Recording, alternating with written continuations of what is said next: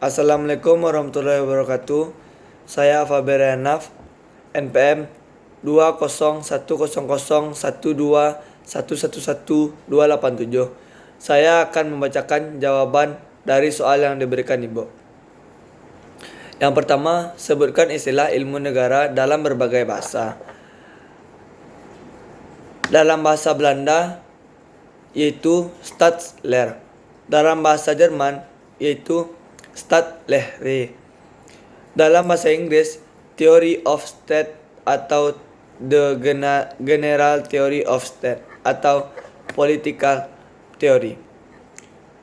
Dalam bahasa Prancis disebut juga Teori de État. 2. Jelaskan definisi negara dari pendapat para ahli. Yang pertama menurut Aristoteles. Menurutnya, negara adalah persekutuan daripada keluarga dan desa guna memperoleh hidup dengan yang sebaik-baiknya. 2. Augustinus. Dalam karangannya, ia membagi negara atas dua bagian. Pertama, negara disebut Civitas Dei, yang artinya negara-negara Tuhan. Yang kedua, disebut dengan Civitas Diaboli, artinya negara-negara duniawi dan iblis. Yang ketiga, Machiavelli. Dalam bukunya yang kedua Principe, ia mengajarkan bagaimana raja harus memerintah sebaik-baiknya. Yang ketiga, Thomas Hobbes. Yang keempat, Thomas Hobbes.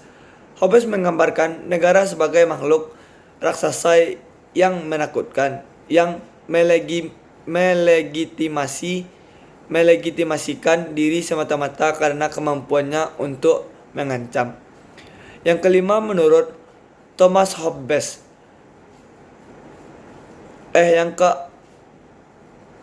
Yang kelima menurut John Locke.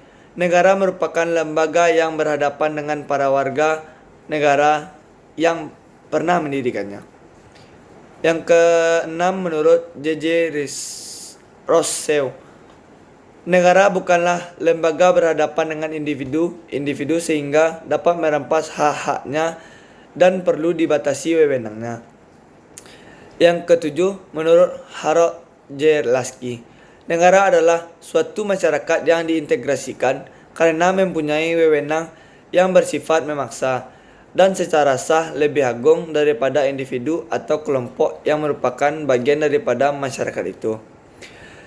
Yang kesembilan menurut Max Weber, negara adalah satu-satunya lembaga yang dimiliki keabsahannya untuk melakukan tindakan kecerdasan terhadap warganya. Yang kesembilan menurut Robert M. McIver, adalah asosiasi yang menyelenggarakan penerbitan di dalam suatu masyarakat dalam suatu wilayah berdasarkan sistem hukum yang diselenggarakan oleh suatu pemerintah. Yang ke-10 menurut Logeman. Dalam bukunya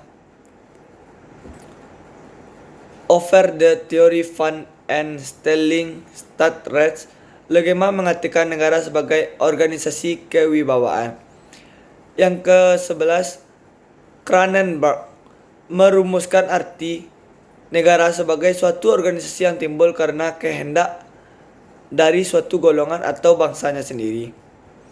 Yang soal ketiga yaitu jelaskanlah alasan mengapa harus ada negara. Alasan kenapa harus adanya negara, karena negara adalah suatu syarat untuk menerapkan atau membangun sistem pemerintahan yang mengatur masyarakat luas untuk berpartisipasi dalam suatu negara. Soal yang keempat, mengapa George Jelinek disebut sebagai bapak ilmu negara? Karena istilah ilmu negara berasal dari bahasa Belanda, yaitu Stadtleer, yang diambil dari bahasa Jerman, yaitu Stadtlehre, yang merupakan hasil penyelidikan dari ilmuwan dari seorang sarjana Jerman yang bernama George Jelinek dalam bukunya Allgemeine Stadtlehre.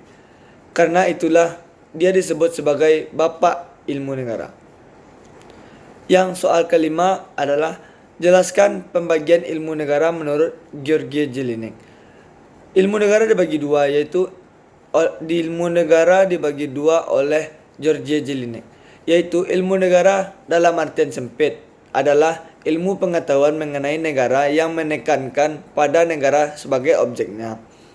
Yang kedua, ilmu negara pengetahuan hukum. Maksudnya ilmu pengetahuan hukum adalah ilmu pengetahuan mengenai negara yang menekankan pada segi hukum. Soal yang keenam, jelaskan hubungan antara ilmu negara dan ilmu politik dan ilmu negara dengan hukum tata negara. Yang pertama, ilmu negara dengan ilmu politik. Hubungan ilmu negara dengan ilmu politik sangatlah erat, karena keduanya mempunyai objek penyelidikan yang sama, yaitu negara. Hanya bedanya terletak pada metode yang dipergunakannya. Ilmu negara menggunakan metode yuridis, sedangkan ilmu politik menggunakan metode sosiologis. Yang kedua, ilmu negara dengan hukum tata negara. Ilmu negara yang merupakan ilmu pengetahuan yang menyelidiki pengertian-pengertian pokok dan sendi-sendi pokok negara dapat memberikan dasar-dasar teoritis yang bersifat umum untuk hukum tata negara. Maka, tampak bahwa ilmu negara merupakan suatu pembelajaran pengantar dan ilmu dasar pokok bagi hukum tata negara. Soal nomor 7. Jelaskan unsur-unsur negara menurut pasal 1 Konvensi Montevideo tahun 1933. Yang pertama, penduduk atau rakyat tertentu.